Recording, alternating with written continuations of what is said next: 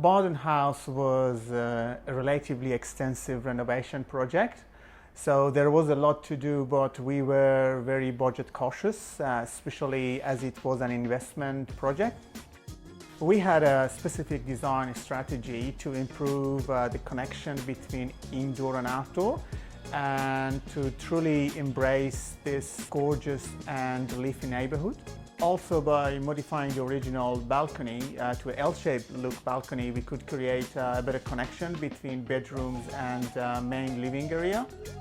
The construction was structurally complex because of the many previous house modifications, but we had very supportive engineers, KSTC, with us throughout the process.